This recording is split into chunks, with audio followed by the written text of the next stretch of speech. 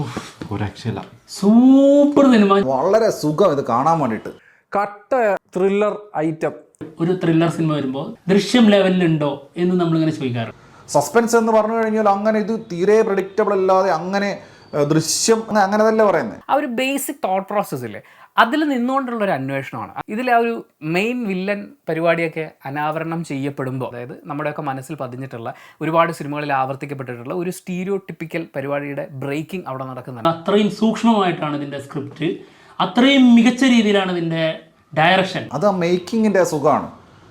Still cinematic ആണ്, അല്ലെങ്കിൽ ഇത് സീരിയലായി പോകേണ്ട സാധനമാണ്. അപ്പോഴേ എനിക്ക് പണി അറിയുന്ന ആളാണെന്ന് മനസ്സിലായി. ഇതിന്റെ കാസ്റ്റിംഗ് വളരെ സൂക്ഷ്മമായിട്ട് തന്നെയാണ് അവർ കാസ്റ്റ് ചെയ്തിരിക്കുന്നത്. അതിൽ ബേസിലിൻ്റെ കാര്യം പറയുമ്പോൾ ആ ക്യാരക്ടറിൻ്റെ ആ ഒരു ആർക്ക് വന്ന് അതിങ്ങനെ വരുന്തോറും നമുക്ക് ബേസിൽ ചെയ്തുകൊണ്ട് ഉണ്ടാകുന്നൊരു ഇമ്പാക്റ്റ് ഉണ്ട്. അത് പടത്തിന് കിട്ടിയിട്ടുണ്ട്. Nazriya Nazim, she's really back.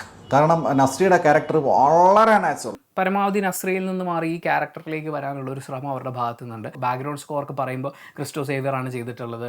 Again കിടുവായിട്ടുണ്ട്. Cristo Xavier ഒരു ഫാന്റസി ഹാരി പോട്ടർ സാധനം പോലത്തെ ഒരു സാധനമൊക്കെയാണ് ഈ സാധനത്തിൽ പിടിച്ചേക്കണത്. ടുവേർഡ്സ് ക്ലൈമാക്സ് വരുന്ന സമയത്ത് സിനിമ നല്ലോണം മുറുകി വരുന്നുണ്ട്, ടൈറ്റ് ആവുന്നുണ്ട്.